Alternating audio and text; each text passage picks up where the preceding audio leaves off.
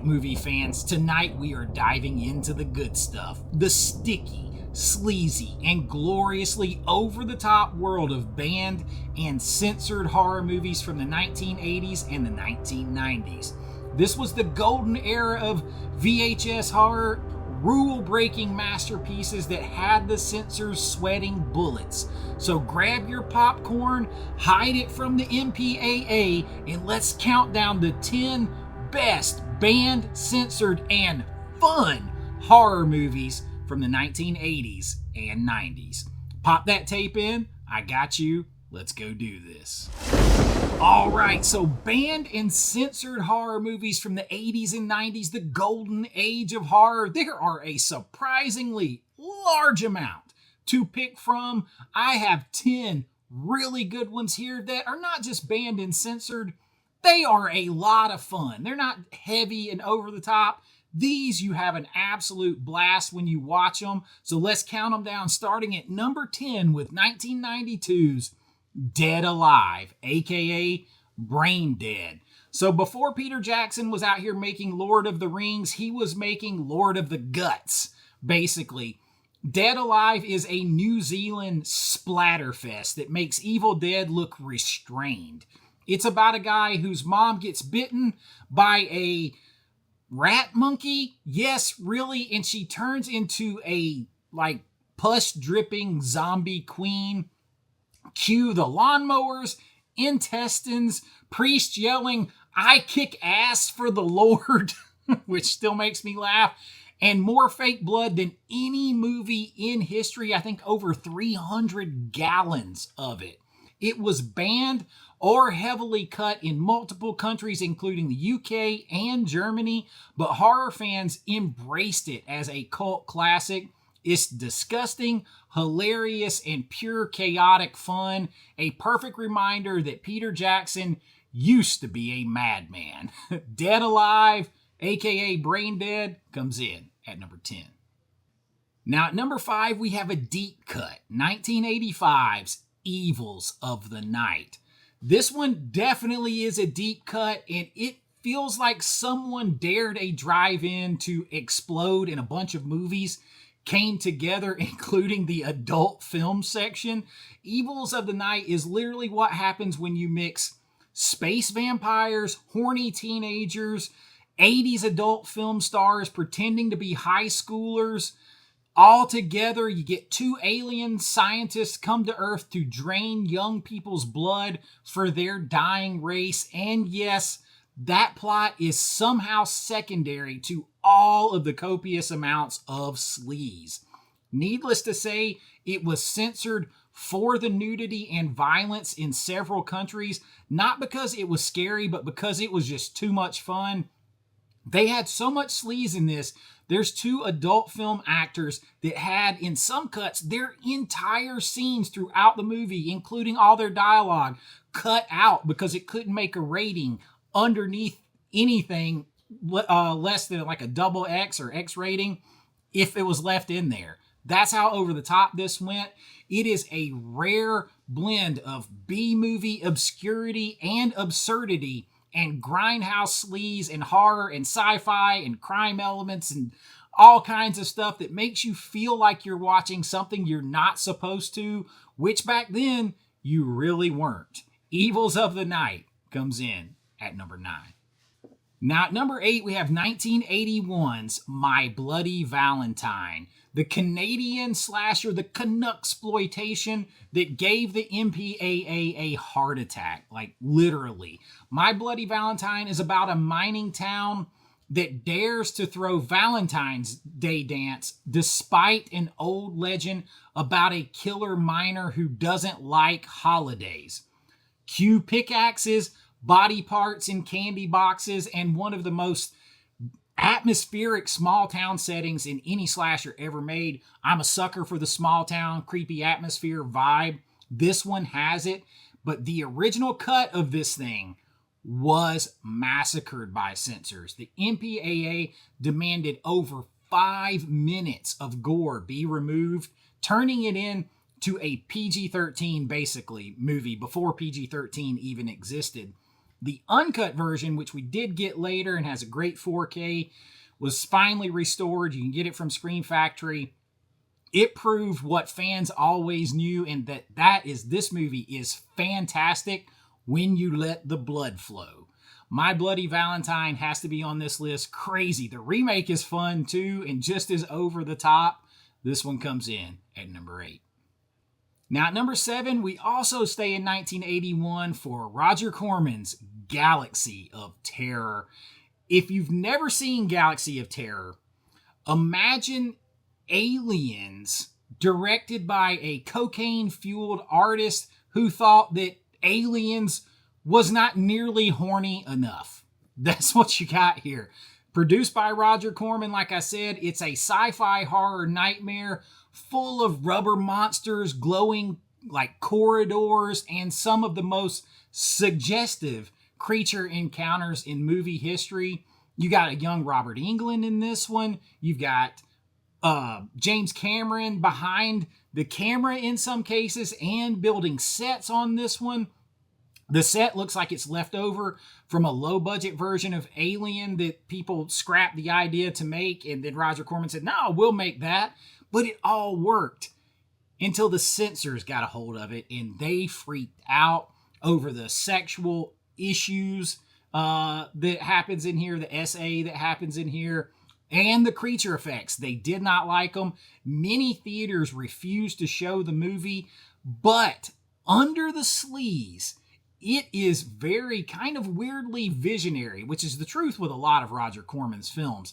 You can see the DNA of like later space horror films in this movie. It's grimy, it's exploitative, and yet somehow it's just a beautiful, crazy Corman sci-fi horror that delivers. It's like if Alien was made by, horny teenagers, that this is what you would get here, and it's glorious for it. Galaxy of Terror comes in at number 7. Now at number 6 we have 1986's Texas Chainsaw Massacre 2. Tobe Hooper went from super grim and gritty and realistic to pitch black comedy and fun, and the censors had no idea what to do with it. This thing stars two of my favorite people. You have Carolyn Williams, who I know, I've done paintings of her. She is an awesome, legendary horror actress. She's great to follow on social media. Then you have my buddy Bill Moseley, who plays Chop Top in here. He starred in my movie Dark Roads. Love them both, and they had a hell of a time making this movie, and it shows. Texas Chainsaw 2 cranks everything up to 11. Leatherface, Chop Top, and the Sawyer clan are back, this time mixing cannibalism with radio hijinks and a dash of satire. You guys know I love anything horror with a radio DJ. Something about that trope works for me.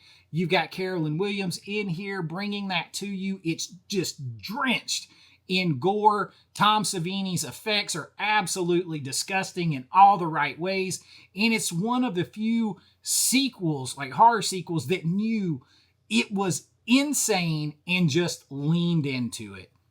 But because of that, it was banned and cut or censored in several countries, but over time it became beloved for this just crazy chaotic script and movie that it was. It's horror as chaos. It's absolutely glorious. I love Bill and Carolyn, what they did here with Tobe Hooper. Of course, you got Dennis Hopper in there. So much fun. Texas Chainsaw Massacre 2, don't tell anybody. It's my favorite of them all. I like it better than the original. It comes in at number 6. Now at number 5, you have 1984's Silent Night, Deadly Night. This is the one that pissed everybody off. Silent Night, Deadly Night tells the story of Billy, a kid traumatized by watching Santa kill his parents, and then he grows up in sort of like this orphanage that's oppressive to him, and eventually he gets triggered after putting on the red suit, and he starts his own naughty list. The concept of that alone outraged people. Parents groups protested, news anchors denounced it, and theaters pulled this movie after just 1 week. But take away the controversy, and it's actually a solid, nasty little slasher with a wicked sense of humor. It's the rare Christmas movie that actually earns the word naughty. But that cover with Santa, all that, it was never going to work. They had to dumb it down. Don't let that happen to you. Grab the 4K on physical media. This is another Scream Factory release. I think an imprint release is coming. Own it. Watch it in all of its uncut, uncensored glory. It comes in at number 5. Now at number 4, we have 1981's Evil Dead.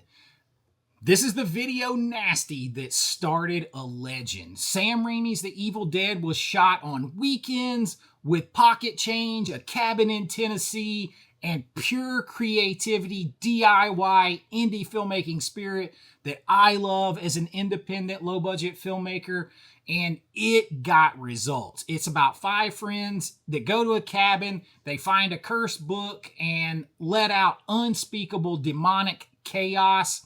It's got tree assaults, melting faces, and enough gore to make you faint, which is exactly why it was banned in the UK and seized in multiple countries. But what makes this thing really great isn't just the shock value, it's the ingenuity behind it. The wild camera moves that I employed that inspired me for my movie Realm of Souls did the exact same thing. And I love it. The frenetic energy that causes. You got Bruce Campbell. I can't believe I'm surviving this type of energy that he gives off. And it turned this banned movie into a masterpiece that we all still know and love today. And just like Texas Chainsaw Massacre 2, Silent Night, Deadly Night, Evils of the Night, the movies on this list, it is fun. It's not just over the top and shock for shock's sake. It is fun to watch and rewatch. Evil Dead comes in at number 4. At number 3, we have 1981's The Burning, which is the movie that outslashed a lot of slashers and got hammered by the censors for it. The Burning follows a group of campers stalked by a mutilated caretaker named Cropsy, armed with garden shears and a grudge that he is going to take out on everyone. It's also got a young Jason Alexander in it. It's basically a Seinfeld prequel that nobody expected. When you watch it, there's George Costanza.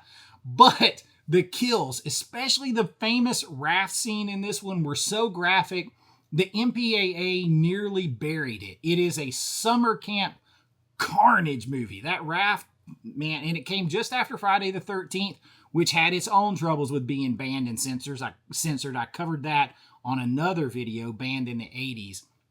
This is one of the best examples of what could make 80s horror so damn fun, over the top, scary, bloody, exploitative, the great stuff. The Burning comes in at number 3. And at number 2, you didn't think we would go through a whole list of banned fun movies without some Stuart Gordon, did you? Well, this one required a wardrobe change for 1985's Re-Animator. The Frankenstein story for people who think grave robbing should be hilarious is what you have here, as Re-Animator follows Herbert West, a medical student who figures out how to bring the dead back to life and uses it immediately, recklessly, and pretty gleefully. It's grotesque, it's gory, and one of the funniest horror movies ever made. Censors, though, absolutely hated it. Audiences adored it. I still do today. It wasn't banned outright, but it did get an X rating, which effectively did the job of banning it. Most theaters refused to show it, forcing it into cult territory. Jeffrey Combs' performance is legendary. Mad scientist with a smirk and an attitude. And of course you have Barbara Crampton in here, one of my favorite all-time actresses that I had a crush on in every horror movie, everything she was in when I was a kid growing up. And if you know that head giving head scene, well, you know why this one drove the censors insane. This is a movie you have to see in all of its uncut 4K glory. The first young gal who had the role, her mother read the script, and then she said, "Oh no, you're not doing this movie," because there was some kind of racy things to do. And, you know, I read it and I was like, there's that, but it was also not something that I was afraid of. This is what they want us all to do all the time. They keep asking us for this, you know. Was there a lack of respect, you think? No, people always say, "How did you do that scene?" And I say, it's a scene like any other. No one's you're gonna not show- looking inside of my vagina either. Yeah, you're not. Right. Okay, it's not that. And I had to pick up the t-shirt that was inspired by the Ignite Films artwork, which I love. This one is from Puppets Never Die. They work with Ignite Films. I love this movie so much. The sort of band, just in-your-face spirit of all this. I love it. Get it in all of its uncut and extended glory with the integral cut here in the Ignite Films release. This one is required viewing of banned and censored and absolutely fun movies that's a blast. Re-Animator comes in at number 2. And at number 1, we might as well stay with Stuart Gordon, Barbara Crampton, and Jeffrey Combs for From Beyond. This is the slimy crown jewel of band brilliance. From Beyond reunites the Re-Animator dream team, like I said, Combs, Crampton, Gordon, and producer Brian Usna. And all together, they bring this Lovecraft-based story about scientists who open a gateway to another dimension and immediately regret it, to life in the most naughty ways possible. The movie dives headfirst into psychosexual horror, grotesque mutations, body horror with practical effects that are up there in the Thing and Fright Night level categories. You've got some naughty imagery. You've got Barbara Crampton in her legendary outfit in here, brain-sucking monsters, and one of the most committed performances you will ever see in a this shouldn't exist type of film. And guess what? For all that trouble, the MPAA slapped it with an X rating for violence and over-the-top aberrant sexuality, forcing massive cuts. Overseas, several different versions were outright banned of this movie, but the restored version of this one, it is also perfection. Vivid, naughty, and absolutely fearless. From Beyond is one of the reasons we love all things 80s horror. It's weird, wet, and absolutely unapologetic, and we love it for it. And that is what I've got for you today. 10 banned, censored, and outrageously over-the-top and fun horror films with the wildest decades of the genre. These movies didn't care about rules. They were made by rebels, pranksters, maniacs, and the weird beard dudes who believe that horror should shock, offend, but most importantly, it should entertain, and it would just be preferable if it could do all those things at once. So fire up your VCRs or your 4K players nowadays, dim the lights, and remember, if your movie isn't offending someone, you're probably not making it right or watching it right. And that's what I got for you this time. I hope you enjoyed it. If you did, please like and subscribe. It really helps out the channel. If you want to help support the channel more, you can join at my Patreon link below. You'll get your name and lights on every single video, behind the scenes looks at my filmmaking, special members only videos, big 4K deep dive reviews and in-depth discussions on movies like this, and so much more, and it all supports the channel, and I really do appreciate it. But until next time, be kind, rewind like always. It's Chase with AV Pop Culture, and I'll see you real soon. Bye-bye. I know.